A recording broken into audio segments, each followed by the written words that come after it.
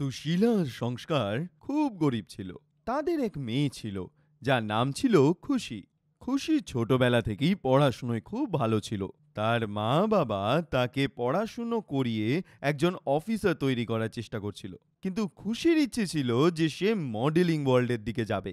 সংস্কার আর সুশীলা খুশির এই ইচ্ছেটাকে সব সময় বারণ করত। এরম ভাবেই একদিন খুশি তৈরি হয়ে একটা মডেলিং শো এর অডিশনের জন্য যাচ্ছিল। আর তখনই তার মা বাবা তাকে আটকে বলে, দেখ মা, তুই এই মডেলিং এর স্বপ্নটা ছেড়ে দে। এখানে মেয়েদের সাথে অনেক খারাপ হয়, আর ঈশ্বরও জানেন ওদেরকে দিয়ে কি কি কাজ করানো হয়। তুই এখন অনেক ছোট, আমি চাই না আমাদের পরিবারের নাম কোনোভাবে খারাপ হোক। কিন্তু বাবা, আমি হিরোইন হতে চাই আর তোমাদের নাম উজ্জ্বল করতে চাই।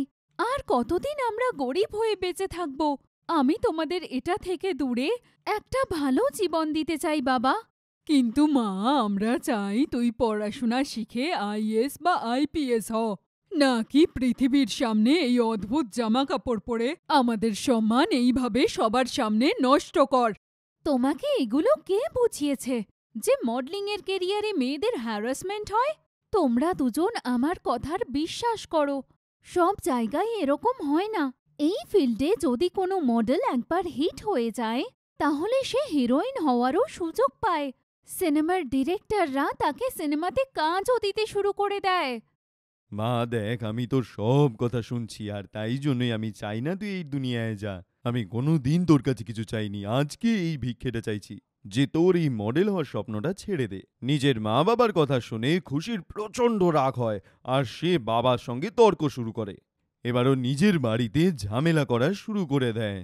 ও বাড়িতে খাওয়া দাওয়া ছেড়ে দেয়, বাকি সব কিছু ছেড়ে দিয়েছিল। ও সব সময় ঘরে একাই বসে থাকতো, আর কারোর সাথে কোনো রকম কথাবার্তা বলতো না। এই সব দেখে সংস্কার আর সুশীলা দুজনে খুব খারাপ ছিল। একদিন রাত্রে যখন সবাই ঘুমোচ্ছিল, খুশি মৌকা পেয়ে ওখান থেকে পালিয়ে যায়। আর তারপর সকালে যখন সংস্কার আর সুশীলা খুশিকে খুঁজে পেল না, তখন ও গোটা পাড়ায় খুঁজতে বেরোলো। পুলিশে কমপ্লেন করার পরও ওদের কোনো সুরাহা হয় না। এখন তো ওরা ওকে খুঁজে পাওয়ার আশাও ছেড়ে দিয়েছে। আমি অনেক বড় ভুল করে ফেলেছি। আমি একজন ভালো বাবা হতে পারিনি। আমার মেয়ে পুরো গ্রামে আমার মুখে চুনকালি মাখিয়ে দিয়েছে। আমি ওকে বড় করে তোলার মধ্যে কি এমন ফাঁকা রেখে দিলাম? ও একবারও নিজের মা বাবার কথা ভাবলো না। তুমি নিজেকে দোষ দিও না। তুমি তো নিজের দিক থেকে সব চেষ্টা করেছিলে যাতে ওকে তুমি ভালো মানুষ তৈরি করতে পারো, কিন্তু ওই নরকের পৃথিবীতে নিজের সুখ খুঁজে পেয়েছে। ও যদি তোমার সম্মানের কথা একটুও ভাবতো, তাহলে এটা কখনো করতো না। আমি সব সময় ওকে বড় বড় স্বপ্ন দেখতে বলেছিলাম, যাতে ও সব সময় আমাদের একটা ভালো মেয়ে হয়ে থাকতে পারে, কিন্তু ও আমাদের কথা ভাবলো না। আমার তো কপালটাই ফাটা। তুমি মন ছোট করো না। তুমি ভুলে যাও যে তোমার কোনো মেয়ে ছিল। শিলা সংস্কারকে ভালোভাবে বোঝানোর চেষ্টা করে, কিন্তু সে তার মেয়েকে খুব ভালোবাসতো, তাই ওর ওকে ভুলতে বেশ অনেকটা সময় লাগলো। উল্টো দিকে খুশি শহরে এসে বড় বড় মডেলিং কোম্পানিতে গিয়ে ইন্টারভিউ দিয়ে থাকে। ধীরে ধীরে ও মডেলিং এর সুযোগও পেতে শুরু করে, এবং পয়সার সঙ্গে তার অনেক নাম হয়। একদিন ও নিজের ঘরে বসে নিজের মা বাবার ছবি দেখে কাঁদতে থাকে। মা, বাবা, আমি তোমাদের প্রচণ্ড মিস করি। আমি জানি যে তোমরা নিশ্চয়ই আমার উপর রেগে আছো, কিন্তু আমি যা করেছি সেটা তোমাদের ভালোর জন্যই করেছি। আমি যখন একজন বড় স্টার হয়ে যাব, আমি জানি তোমরা আমায় ক্ষমা করে আবার ফিরিয়ে নেবে। মিস ইউ সো মাচ মা বাবা। তোমাদের মেয়ে কখনো তোমাদের নাম খারাপ করবে না। এরপর খুশি আরো মন দিয়ে কাজ করা শুরু করে দেয়। ও বড় বড় ফিল্ম ইন্ডাস্ট্রিতে নিজের অডিশন দেয়, কিন্তু প্রথমের দিকে প্রচন্ড সমস্যা হয় ওর। ও অডিশনে রিজেক্ট হয়ে গেলেই ওর মন খারাপ হয়ে যেত, আর ওর কনফিডেন্স একেবারে শেষ হয়ে যেত। কিন্তু তারপরেও নতুন উদ্দামতার সঙ্গে নিজের মনকে বুঝিয়ে ও আবার চেষ্টা করা শুরু করত, আর নিজের এই প্রয়াসের সঙ্গে নিজের নামটা পুরো দুনিয়ায় ফেমাস করলো। এখন ও বিশাল বড় একজন ফিল্ম স্টার হয়ে গেছে। ওর প্রত্যেক মাসে 1 কোটি টাকার বেশি রোজগার হয়। কিন্তু এদিকে সংস্কার যখনই বাইরে বেরোতো, ও মনে মনে ভাবতো বা ভয় পেত যে কেউ ওর মেয়ের ব্যাপারে না কিছু বলে ফেলে ওকে। এরমই একদিন যখন সংস্কার বাজারের জন্য নিজের বাড়ি থেকে বেরিয়ে গেছিল, ও একটা মশলার দোকানে গিয়ে দাঁড়িয়ে পড়ে। সেখানে মশলার দোকানদার বলে, আরে কেমন আছো সংস্কার দাদা? নিজের মেয়ে চলে যাওয়ার দুঃখটা বুঝি আমি। আর আজকালকার বাচ্চারা এক মুহূর্তের মধ্যে মা বাবার সব কথা ভুলে গিয়ে চলে যায় পালিয়ে। হ্যাঁ সংস্কার দাদা, যখন আমিও শুনেছি যে তোমার মেয়ে পালিয়ে গেছে, আমারও খুব কষ্ট হয়েছিল। লোকজন এখানে কি সব উল্টোপাল্টা বলছে। আর কি করা যাবে? সংস্কার দাদা তো অনেক জায়গাতে ওকে খুঁজেছে, কিন্তু ওই মাথা মোটা যে কোথায় আছে। সংস্কার দাদা, ওর ফিরে আসার স্বপ্নটা ছেড়েই দাও তুমি এবার। সংস্কার ওদেরকে কিচ্ছু বলে না, বরং মাথা নিচু করে ওখান থেকে চলে আসে। ওর মাথা লজ্জায় হেঁট হয়ে গেছিল। এইভাবেই অনেক দিন কেটে যায়। আর একদিকে সংস্কার তার গ্রামে এতই বদনাম হয় যে সে সেখান থেকে চলে এসে নিজের বউকে বলে, সুশীলা, এই গ্রামে আমি আর থাকতে পারবো না। লোকজন আমাদের ব্যাপারে হাসাহাসি করছে।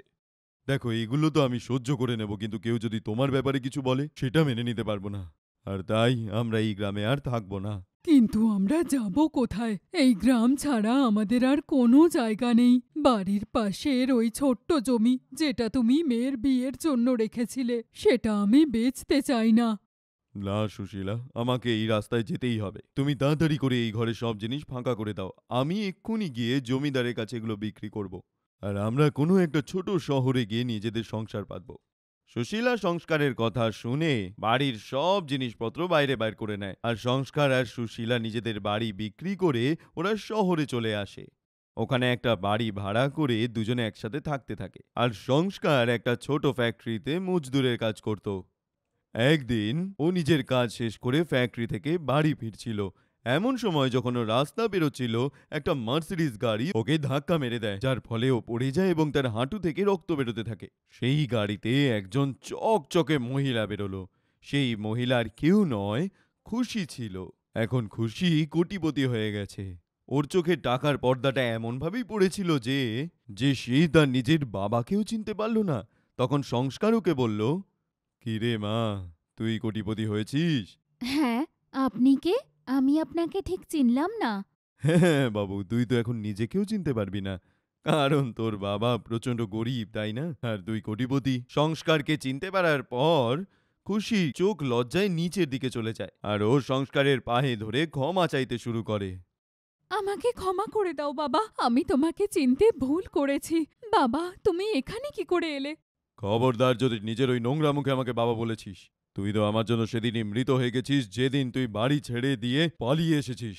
হ্যাঁ, তুই কোটিপতি তো হয়ে গেছিস, কিন্তু কোনোদিন আমার মেয়ে হয়ে উঠতে পারবি না। সংস্কার এইসব বলে নিজের বাড়ি চলে যায় এবং সুশীলাকে গিয়ে সব কথাটা জানায়। আর উল্টো দিকে খুশি নিজের বাড়িতে গিয়ে নিজের বাবা মায়ের কথা ভেবে প্রচণ্ড কাঁদছিল। তার মনের ভিতর তার মনুষ্যত্ব তাকে ভিতর থেকে কুড়ে কুড়ে খাওয়া শুরু করেছিল।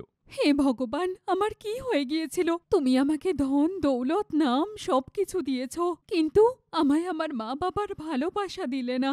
আমি ওদের মুখ দেখানোরও যোগ্য নই। হে ভগবান, আমার বাবা মা যেখানেই থাক, তাদের যেন কখনো কোনো দুঃখ না হয়। এদিকে খুশি নিজের মা বাবার জন্য প্রার্থনা করছিল। আর ঠিক তার উল্টো দিকেই সংস্কার আর সুশীলা ওকে দোষ দিতে দিতে বলে, ওই নির্লজ্জের কোনো লজ্জা নেই। ও নিজের বাবার পাও ছুঁলো না একবার, আর উল্টে তোমাকে চিনতে অস্বীকার করছিল। এরকম সন্তান যেন ভগবান কাউকে না দেয়। আমি সারা জীবন টাকার থেকেও সম্মান অর্জন করার চেষ্টা করেছি, কিন্তু যে আমার সেই সম্মানটাকে মাটিতে মিশিয়ে দিয়েছে, তাকে কি করে আমি নিজের মেয়ে বলি? সুশীলা আর সংস্কার ওর উপর প্রচণ্ড রেগেছিল। এরকম কিছুদিন পরে একটা বড় ফাংশনে খুশিকে ডাকে। সেই ফাংশনে সুশীলা আর সংস্কার কাকতালীয়ভাবে উপস্থিত হয়। যখন খুশির নামটা পুরো ভিড়ের মধ্যে অ্যানাউন্স হলো, তখন তাদের প্রচণ্ড আনন্দ হলো। খুশি তার নিজের রোজগারের ৮০% লোকেদেরকে দান করে দিয়েছিল। আর তাই একটা বড় এনজিওর পক্ষ থেকে তাকে সম্মান দেওয়ার জন্য ডাকা হয়েছিল। খুশিকে অ্যাওয়ার্ড দেওয়ার পর মাইক্রোফোনে খুশিকে কিছু বলার জন্য অনুরোধ করে, যাতে খুশি বলে, আমার এই সাফল্যের পিছনে শুধুমাত্র আমার মা বাবার হাত রয়েছে। আমার একটা ভুল কাজের জন্য ওনারা আজও আমার উপর রেগে রয়েছেন, কিন্তু আমি ওদের সব সময় ভালোবাসবো আর তাদের যোগ্য মেয়ে হয়ে দেখাবো। যদি সেদিন আমি ওই কাজটা না করতাম, তাহলে আজকের এই সফলতা আমি পেতাম না। যদি এই অ্যাওয়ার্ডটা আমার মা বাবা আমায় দিতেন, তাহলে আমি সবচেয়ে বেশি খুশি হতে পারতাম। আর আপনাদের এই ভালোবাসার জন্য অনেক অনেক ধন্যবাদ। খুশির স্পিচের পরে সেই প্রোগ্রামের অ্যাঙ্কার খুশির মা বাবাকে ডেকে পাঠায়। এইসব দেখে খুশি প্রচণ্ড আনন্দ পায় যে ওর মা বাবা ওকে ক্ষমা করে দিয়ে আবার কাছে টেনে নিয়েছে। এখন খুশি তার মা বাবাকে একটা ভালো জীবন দেওয়ার জন্য উঠে পড়ে লেগেছিল। খুশি তার মা বাবাকে নিজের সঙ্গে নিয়ে নিজের আলিশান বাংলোতে থাকা শুরু করে।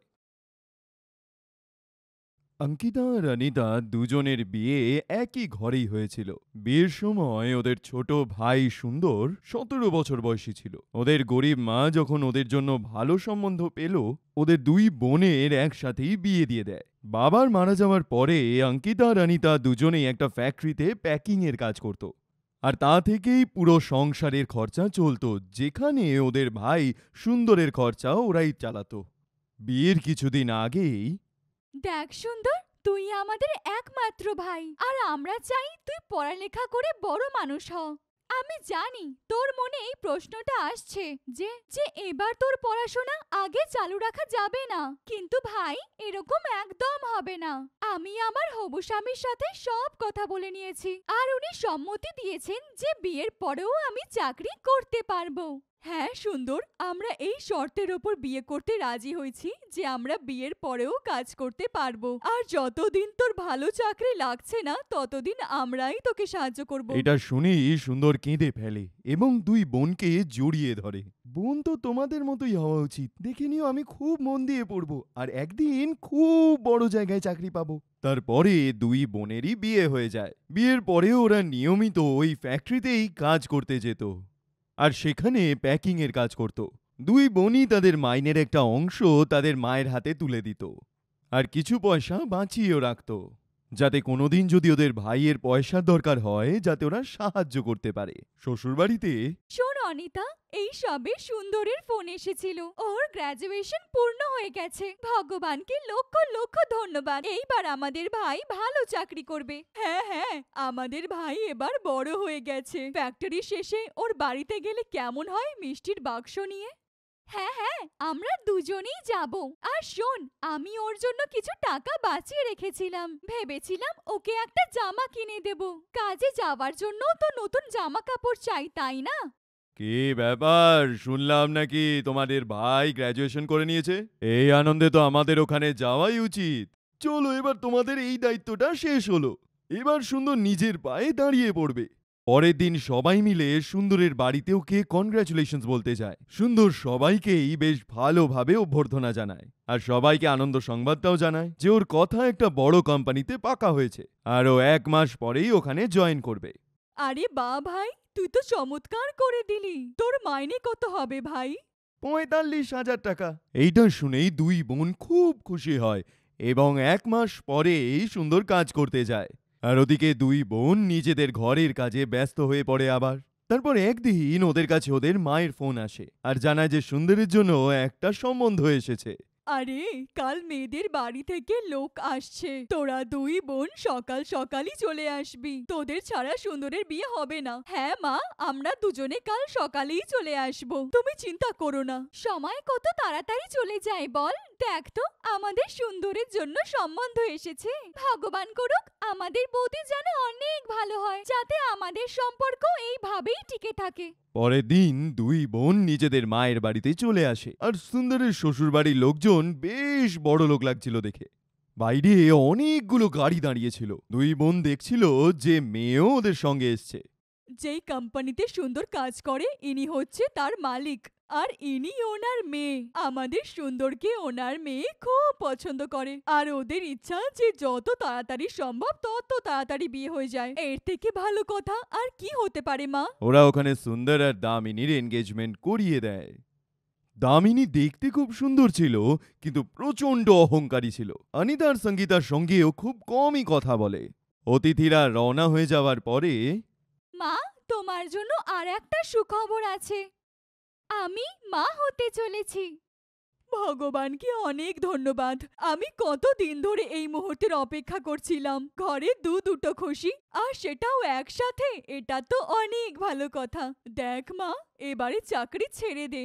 এবারে নিজের খেয়াল রাখ। এইবারে তো সুন্দর মোটা টাকা কামাচ্ছে।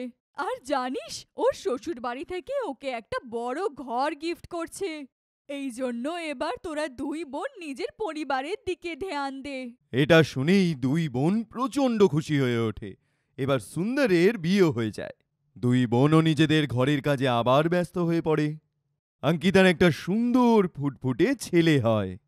ওদিকে অনিতাও একটা সুন্দর ফুটফুটে মেয়ের জন্ম দেয়। যখন দুটো বাচ্চাই একটু বড় হয়ে ওঠে তখন ওরা নিজেদের সুন্দর মানে ভাইয়ের বড় বাড়িতে যায়। আরে আমার ভাগনা ও ভাগ্নে কি সুন্দর দেখতে! আমি আজই ওদের দুজনের জন্য সুন্দর সুন্দর খেলনা নিয়ে এসেছি। দুই বোন নিজেদের বাচ্চাকে ওখানেই সোফায় শুইয়ে দেয়। এটা দেখে দামিনী প্রচণ্ড রেগে যায় আর ও বলে ওঠে, আরে দিদি, আপনারা তো সুন্দর থেকে অনেক বড়। আপনাদের এটা বলতে তো আমার ভালো লাগবে না যে বাচ্চাগুলোকে ভেতরে নিয়ে যান। একটু দেখুন সোফাটা খারাপ হয়ে যাচ্ছে। এটা তুমি কি বলছো দামিনী? বাচ্চারা আসতেই ঘরটা কত উজ্জ্বল হয়ে উঠেছে। উজ্জ্বল? তুমি উজ্জ্বল দেখতে পাচ্ছ? যখন থেকে এসেছে ওরা কেঁদেই যাচ্ছে। কিচ্ছু হবে না সুন্দর, বৌদি একদম ঠিক কথাই বলেছে। দেখ না বাচ্চারা কত কাঁদছে। আমরা ওদের ভেতরে নিয়ে গিয়ে একটুখানি মায়ের কাছে বসবো। দুই বোন মিলে তাদের মায়ের ঘরে ওই বাচ্চাগুলোকে নিয়ে যায় আর মাকে দেখে ওরা হয়রান হয়ে যায়। মা, তুমি নিজের এই কি অবস্থা করে রেখেছো? সবকিছু ঠিক আছে বাবা, আমার বাচ্চারা নিজের বাড়িতে অনেক সুখী। মা এর থেকে বেশি আর কিছু চায় না। দুপুরবেলা খাওয়ার সময় বাড়ির কাজের লোক এসে পুরো খাওয়াটা তার মায়ের কাছে রেখে দিয়ে চলে যায়। এটা দেখে দুই বোনের প্রচণ্ড খারাপ লাগে যে ওদের বৌদি ওদের সাথে ঠিক মতো করে কথাটুকুও বলেনি, না ওদের সাথে একসাথে খাওয়াটাও খেলো। এদিকে সুন্দর তার বউয়ের সাথে বাইরে বসে দারুণ হাসতে হাসতে খাওয়াটা খাচ্ছিল। যখন দুই বোন ওখান থেকে যেতে লাগলো, তারপর কেমন লাগলো? ভালো লেগেছে? দেখো কত বড় ঘর, কত চাকর বাকর। দুই বোন ওকে কিছু বলার আগেই হঠাৎ দামিনী বলে ওঠে, তুমি এটা কি বলছো সুন্দর? তোমার দুই বোন আজ পর্যন্ত এরকম জিনিস চোখেও দেখেনি। খাবারটা ভালো ছিল তো দিদি? সুন্দর আপনাদের জন্য কিছু গিফট তৈরি করেছিল। আরে দিদি, তুমি আমার পড়ার পিছনে অনেক খরচা করেছো আর তাই একটু টাকা দিলাম, তোমার কাজে লাগবে। দুই বোনের এরকম মনে হচ্ছিল যে ওদের ছোট গরিব ভাইটা অনেক বড় লোক হয়ে গেছে আর নিজের পয়সার অহংকারে ডুবে গেছে। দুই বোনে অনেক মানা করে কিন্তু সুন্দর তাও জোর করে টাকাটা ওদের দিয়ে দেয়। দুই বোন বাড়িতে ফিরে আসে কিন্তু আজকে দুই বোন একদমই খুশি নয় আর একজন আরেকজনের দিকে ঠিকমতো করে তাকাতেও পারছিল না। তোমরা শুনেছো তোমার ভাই নাকি একটা বড় ফ্যাক্টরি দিচ্ছে? তোমাদের ভাই সুন্দর এখন তো বড় লোক হয়ে গেছে। হ্যাঁ, ও এখন অনেক ধনী ব্যক্তি হয়ে গেছে। অঙ্কিতার এই কথার মধ্যে লুকিয়ে থাকা দুঃখটা তার বর একদমই বুঝতে পারে না। কিন্তু অনিতা এসে অঙ্কিতাকে গলায় জড়িয়ে ধরে। কিছু সময় পরেই ওদের মা মারা যায় আর দুই বোনের নিজেদের ভাইয়ের বাড়িতে যাওয়া আসাটা একদম বন্ধই হয়ে যায়। ওদিকে একদিন অঙ্কিতার বরের হার্ট অ্যাটাক চলে আসে, যার জন্যে সেও মারা যায়। নিজের ছেলের পড়াশোনা চালিয়ে নিয়ে যাওয়ার জন্য অঙ্কিতা একটা ফ্যাক্টরিতে কাজ করতে শুরু করে আর ওদিকে বাড়িতে অনিতা নিজের মেয়ের সঙ্গে অঙ্কিতার ছেলেরও খুব ভালোভাবে খেয়াল রাখে। অঙ্কিতা, আমরা সুন্দরের থেকে সাহায্য চাইতে পারি। ও আমাদের ছোট ভাই। এই বাজে সময় ও আমাদের সাথ নিশ্চয়ই দেবে। না, সুন্দরকে বললে কোনো লাভ হবে না। তোর মনে আছে যেদিন উনি মারা গেলেন সেদিনও কিছু সময়ের জন্যই এসেছিল। তখনও বুঝতে পারিনি, তাহলে এখন কি বুঝবে? একদিন ফ্যাক্টরির মালিকের বউয়ের জন্মদিন উপলক্ষে সবাইকে খাওয়ার দাওয়ারের জিনিস দেওয়া হচ্ছিল আর অঙ্কিতাও সেই লাইনে দাঁড়িয়েছিল। যখন অঙ্কিতার সময় এলো, ওর সামনে গিয়ে নিজের দুটো হাত এগোলো। যখন অনেকক্ষণ পরে ওর হাতে জিনিসটা দেওয়া হলো না, তো নিজের মাথাটা তুলে দেখলো সামনেই সুন্দর দাঁড়িয়েছিল। অঙ্কিতা এটা জানতো না যে সে তার ভাইয়ের ফ্যাক্টরিতেই কাজ করছে। অঙ্কিতা সঙ্গে সঙ্গে নিজের হাতটা নিচে নামায় আর ওখান থেকে বেরিয়ে যায়। সুন্দর একজন কর্মচারীকে কাজটা দিয়ে নিজের বোনের পিছনেই দৌড়তে থাকলো। অঙ্কিতা দিদি, তুমি এখানে চাকরি করো? তুমি তো কখনো বলনি আগে। মনে হচ্ছে আমার ভাই সুন্দর অনেক বড়লোক হয়ে গেছে, তাই তো ও নিজের গরিব বোনেদের কখনো চোখে দেখতেই পায় না। যা ভাই, চলে যা, নিজের শ্বশুর বাড়িতে গিয়ে আরামের জীবন কাটা। তোর গরিব বোনেদের নিজেদের পরিস্থিতিতেই থাকতে দে। এটা বলেই অঙ্কিতা ওখান থেকে বেরিয়ে যায়। কিন্তু সুন্দরের চোখের সামনে থেকে ওই দৃশ্যটা সরছিলই না, যে ওর বোন ওরই সামনে 2 হাত পেতে দাঁড়িয়েছিল। ও তখনই নিজের চেকবুকটা বের করে, আর সেই সময় দামিনী ওখানটায় চলে আসে। তুমি কি কোনো পেমেন্ট করছো? না, আমি ভাবছি আমার 2 দিদিকে সাহায্য করব। তার মানে তুমি পিঠ পিছনে এই কাজ করো? তুমি তোমার 2 বোনকে টাকা পয়সা দাও? ভাবতেও পারিনি যে তুমি এরকম করবে সুন্দর। যেমনটা তুমি ভাবছো এটা সেরকম নয়। আসলে আমার 2 বোনই খুব আত্মাভিমানী।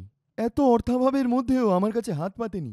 আমি একটা ভালো ভাই হয়ে উঠতে পারিনি। আমার বোনেরা বিয়ে হয়ে যাওয়ার পরেও আমার পড়াশোনার জন্য চাকরি করে, আমাকে বড় করে তোলে। আর আমি আমার 2 বোনকে কিভাবে ভুলে গেলাম? শোনো সুন্দর, যদি তুমি তোমার 2 বোনের সাহায্য করো বা ওদের এই ঘরে নিয়ে এসো, তাহলে আমি এই ঘর ছেড়ে চলে যাব। দামিনী, তোমার যদি এটা ইচ্ছা হয় তাহলে তুমি যেতেই পারো। আর এমনিতেও আমার বোনেরা আমার জন্য যতটা করেছে, আমি তো তাদের জন্য কিছুই করতে পারিনি। আর তুমি কখনোই আমার জন্য এতটা ভাবতে পারবে না। এই ঘরটা আমার বাবার। কোনো ব্যাপার না। দেখলে তো তুমি ফট করে কিরকম ঘরের খোঁটাটা আমায় দিয়ে দিলে। কিন্তু আমার বোনেরা আজ পর্যন্ত আমাকে কোনো রকম খোঁটা দেয়নি। তুমি তোমার ঘরে থাকো, আমি আমার বোনেদেরকে আমার কাছে রাখবো। আর এটা বলেই সুন্দর নিজের বোনের কাছে যায় এবং ওদের কাছে গিয়ে পায়ে ধরে ক্ষমা চায়। আমাকে ক্ষমা করে দাও, আমার চোখের উপর টাকার পর্দা পড়ে গেছিল। দেখ সুন্দর, আমাদের জন্য নিজের ঘর ভাঙিস না। যা গিয়ে তোর বউকে মানা। তুই আমাদের কষ্ট বুঝতে পেরেছিস, এটাই আমাদের জন্য অনেক বড়। সুন্দরীর পিছন পিছন দামিনীও ওদের বাড়ি এসেছিল। ও যখন 2 বোনের থেকে এটা শুনতে পেল, তখন ওরও খুব খারাপ লাগে। আমায় ক্ষমা করে দাও, তোমার 2 বোন খুব ভালো। আমি ভুল বুঝতে পেরে গেছি। এবার আমরা দুজন মিলে ওদের সাথ দেব। এইভাবেই আরো একবার সব ভাই বোনে একসাথে হয়ে গেল।